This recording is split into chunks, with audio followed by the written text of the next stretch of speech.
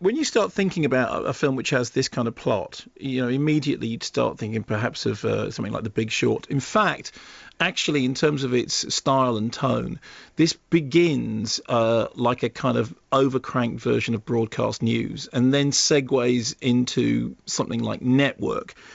And then after that follows a path which will lead it alongside some of the themes of Dog Day Afternoon about, crimes that then become sort of media events. And also, I think, therefore, on a road towards King of Comedy. And although I don't think for 1 minute that actually this film is in the same league as those movies, what I do think it is very entertaining and very snappily directed. And it was interesting, we were talking there about the 90-minute thing.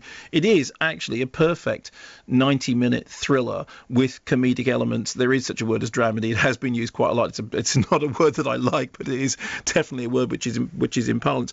And the reason it works is twofold, well, threefold actually. For me, firstly, because I think that Jodie Foster does do a very good job of keeping that. I mean, it feels pacey, it feels real time. I know it isn't, but that's kind of the sense that you get from it.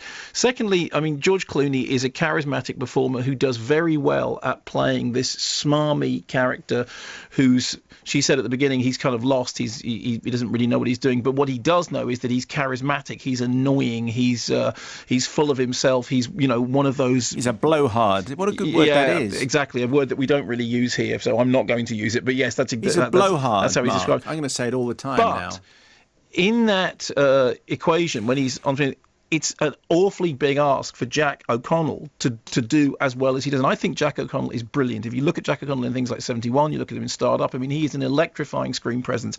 And every minute that he's on screen, you believe in what it is that he's doing, this whole thing about saying, I need an answer and I'm not going until I get one.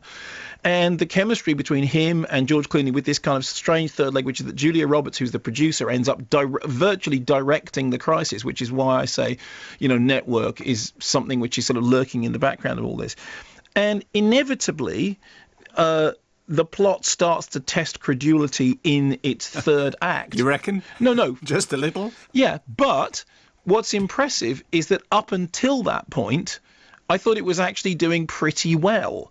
And because it is a 90-minute B-movie thriller with an intelligent script, with an A-list cast that's referring to other films which I like very much, I never found the credibility gap actually detracting from my enjoyment of it. If you think about something like Red Eye, it has a similar sort of feel to it. Actually, Red Eye was a really terrific thriller. I must watch that again. So what I thought you got was this kind of well thought out, smart drama that falls apart and doesn't actually make any sense, but is moving fast enough that you don't really start to recognize how much it isn't making sense until the very end has gone. And en route is sort of just